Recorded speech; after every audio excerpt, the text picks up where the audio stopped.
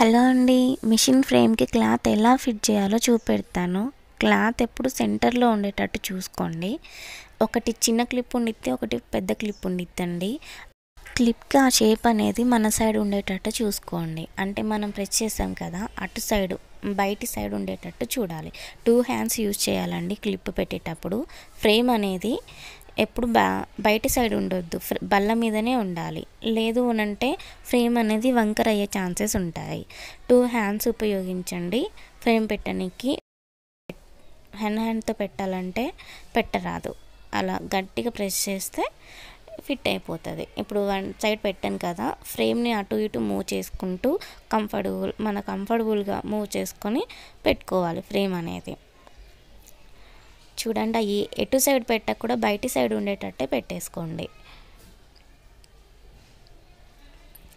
ఇటు సైడ్ పెట్టేసాం కదా, ఫ్రేమ్ని కొంచెం మూవ్ చేసుకుందాము అవతల సైడ్ పెట్టడానికి. ఇక్కడ నుంచి అటు పెట్టాలంటే కాదు కదా, అందుకనేసి అటు మూవ్ చేసేసుకొని ఇటు పెట్టేసుకుందాం.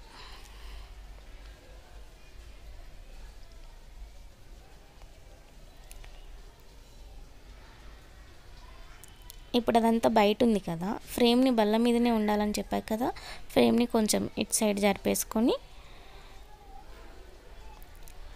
మన కంఫర్టబుల్గా ఉంటే చాలండి, కానీ బయట మాత్రం ఉండొద్దు ఫ్రేమ్ అనేది. చూడండి, 2 హ్యాండ్స్ ఉపయోగించి ప్రెస్ చేసుకోండి. ఇప్పటి నుంచి క్లాత్ అనేది అడ్జస్ట్మెంట్ చేసుకోవాలండి. క్లాత్ అనేది ముడతలుగా రావద్దు. అసలే ముడతలుగా వచ్చిందంటే వర్క్ అనేది నీట్గా రాదు. వర్క్ నీట్ ఫినిషింగ్ ఉండాలంటే ఫ్రేమ్ అనేది ఫస్ట్ క్లాత్ అనేది టైట్గా రావాలి.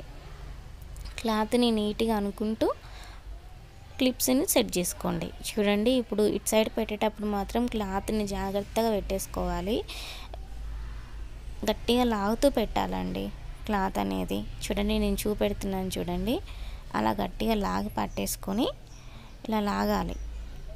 లాగితే అక్కడ ఏమన్నా లూజ్ అనేది ఉంటే టైట్ అయిపోయిద్ది. ఇప్పుడు లాస్ట్ క్లిప్ పెట్టేటప్పుడు ఇలా గట్టిగా లాగేసి పెట్టేసుకున్నామంటే ఫ్రేమ్ అనేది పెట్టడం అయిపోయింది, కంప్లీట్ అయిపోయింది. చూడండి ఎంత టైట్గా వచ్చేసిందో. మీకు ఎక్కడ కూడా లూజ్ ఉండదు. అలా చేతులతో అంటూ ఉంటే దగ్గరికి రావద్దు క్లాత్ అనేది. ఒకవేళ దగ్గరికి వచ్చిందంటే ఆ క్లిప్ తీసేసి మళ్ళీ లాగి పెట్టేసేయండి.